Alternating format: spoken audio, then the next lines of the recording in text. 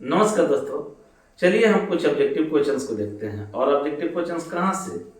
तो relation topic से और भी ऑब्जेक्टिव क्वेश्चंस आपको दिए हैं।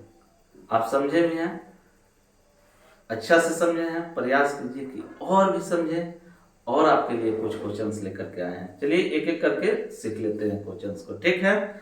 देखिएगा, पहला क्वेश्चन है, late z be the set of all integers and let r be a relation on z defined by a r related b both imply a minus b is divisible by 3, then r is क्या है question में? कुछ नहीं है, बोला जा रहा है कि a r related b both implies a minus b is divisible by what? 3। ए का रिलेशन बी से उस ढंग का है कि ए माइनस बी 3 से डिविजिबल है, यानी ए माइनस बी में 3 से भाग लग जाता है। भाग लगने का मतलब क्या है? भागफल इंटीजर मिल जाता है, कोसेंट क्या मिल जाता है? इंटीजर मिल जाता है।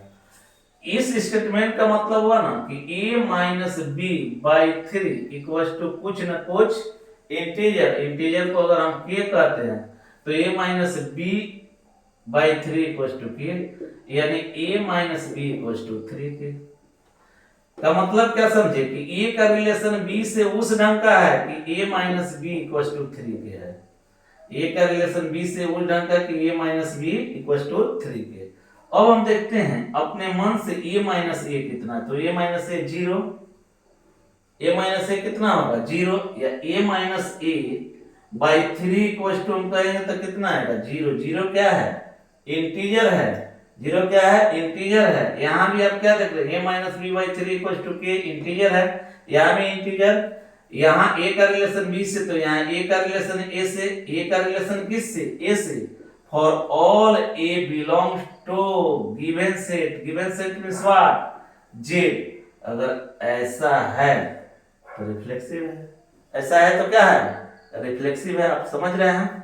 तो यह जो रिलेशन दिया गया है रिफ्लेक्सिव रिलेशन है। और देखिए, अब हम थोड़ा सा और आगे बढ़ते हैं। a minus B equal to 3k, तो b माइनस a, अगर माइनस कॉमन ले लेते हैं तो 3k ही रहेगा, और यहां से b माइनस a लिखेंगे तो माइनस 3k रहेगा। माइनस 3k का मतलब का b minus a by 3 equal to minus k। Minus k भी तो इंटीजर होगा कि नहीं होगा? अवश्य होगा। अब देखिए, तो यहां क्या है? a का रिलेशन b से, तो यहां b का रिलेशन a से। a का रिलेशन b से तो b का रिलेशन a से। a का रिलेशन b से तो b का रिलेशन कितना से? b का रिलेशन a से। क्या हो गया? सिमेट्रिक हो गया। क्या हो गया? सिमेट्रिक हो गया। अब हम थोड़ा सा और आगे बढ़ते हैं। अब ट्रांजिटिव थोड़ा सा चेक कर लेते हैं जी। ट्रांजिटिव के लिए क्या? a माइनस बी कितना दिया गया? 3k दिया गया है। अगला स्टेप ले लेते हैं जी, b minus C equal to 3k1 ले लेते हैं। a का रिलेशन b से, b का रिलेशन c से। a का रिलेशन किस से? b से। b का रिलेशन c से। a का रिलेशन b से दिया है, b का रिलेशन c से अपने से कंसीडर करना होता है। अब हम देखते हैं कि a का रिलेशन c से है कि नहीं, तो हम ऐड कर लेते हैं इसको। ऐड करेंगे तो b से b कैंसिल हो जाएगा, a minus C equal to 3 common k plus k1 हो जाएगा। और ये भी तो इंटीजर, इसका मतलब का a का रिलेशन c से है, a का रिलेशन b से, b का रिलेशन किस से? c से, तो a का रिलेशन c से मिल गया। इसका मतलब ये ट्रांजिटिव भी है। और जब सब हो जाता है तो क्या होता है? सब हो जाता है तो क्या होता है? ये इक्विवेलेंस रिलेशन हो जाता है। क्या रिलेशन हो जाता है? Equivalence relation. ऑप्शन में डी दिया गया है, इक्विवेलेंस रिलेशन। डी क्या दिया गया है? Equivalence relation. डी में एन ऑब्लिक दे करके नॉन भी दिया गया है, तो नॉन। देखिएगा, कुछ क्वेश्चंस जो दिए हैं ना, सब में यही जो ऑप्शंस हैं, सब में यही ऑप्शंस दिए गए हैं, ठीक है? तो ऑप्शंस में सब में एक ही दिए गए हैं, ठीक है? तो किसी किसी में इक्विवेलेंस वाला सही होगा, किसी किसी में नॉन वाला सही होगा, ठीक है? हम कुछ जगह बचाने के लिए ऐसा कर दिए हैं। कुछ क्वेश्चंस के ऑप्शंस में नॉन दिए गए थे, कुछ में एंड इक्विवेलेंस दिए गए थे। बात समझ रहे हैं? तो हम दोनों को ऑब्लिक करके लिख दिए हैं कि किसी में अगर इक्विवेलेंस आ रहा है तब भी सही, नन आ रहा है तब भी सही, डी सही। बात समझ रहे हैं? अब आगे चलिए सेकंड नंबर क्वेश्चन, थोड़ा बढ़िया से देखिएगा। कह रहा है कि let R be a relation on the set N of all natural numbers defined by A R related B both implies A is a factor of B then R is. देखिए ना, इसमें कह रहा है कि ए का रिलेशन बी से उस ढंग का है कि A is a factor of B. A is factor of B का मतलब क्या है?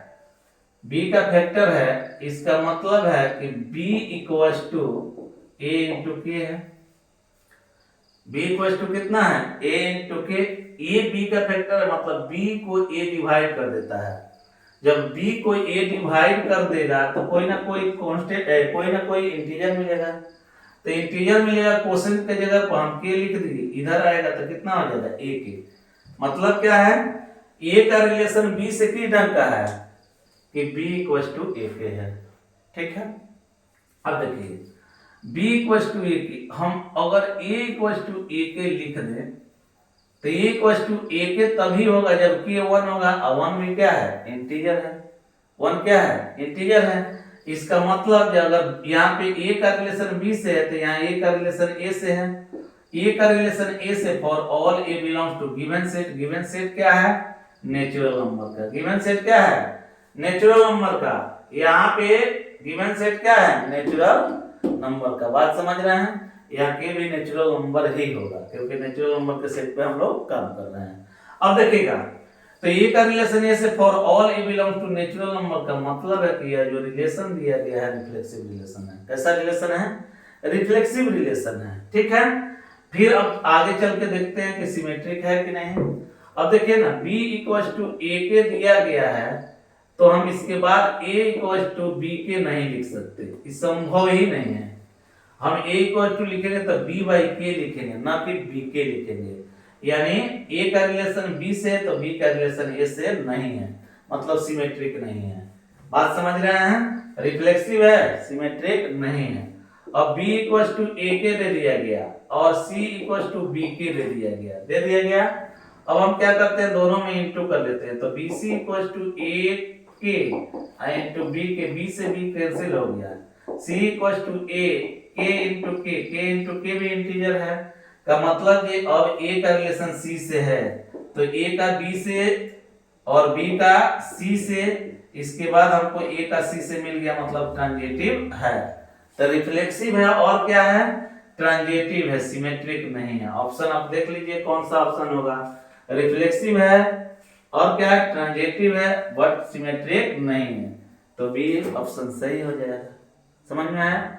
अब देखिए ना, थर्ड नंबर क्वेश्चन है let S be the set of all real numbers and let R be a relation on S defined by A R related B both imply mod A less than equals to B। देखिएगा, हमको केवल देखना है A R related B क्या है।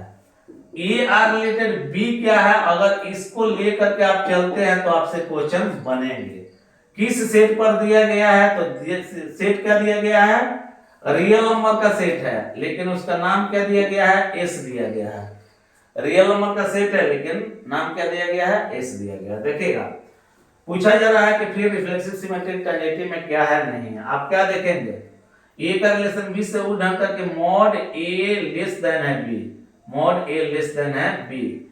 आपको यही दिया गया, mod A less then B है। ठीक है, मॉड ए कभी ए से, मॉड ए से छोटा नहीं हो सकता, बराबर तो हो सकता है लेकिन छोटा नहीं हो सकता।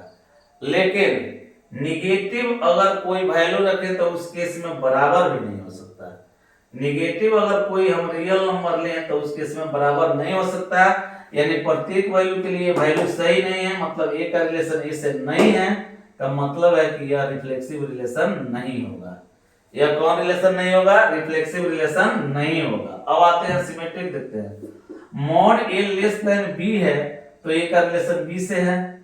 इसके बाद हम ये बात नहीं लिख सकते mod B less than equals to A, इससे हम ये बात नहीं लिख सकते। कोई ऑपरेशन नहीं है जिससे हम यहाँ पहुंच सके। इसका मतलब ये सिमेट्रिक वे नहीं है। अब देखते हैं ट्रांजिटिव। तो mod A less than equal to B, और मान लेते हैं कि mod B less than equal to C है। अब हम इनटू कर लेते हैं, यहाँ पर देखेंगे mod this less than equal to B है और mod B less than equal to C है। इनटू करेंगे हमको क्या मिलेगा, mod A mod B less than equal to B C आ जाएगा, आएगा।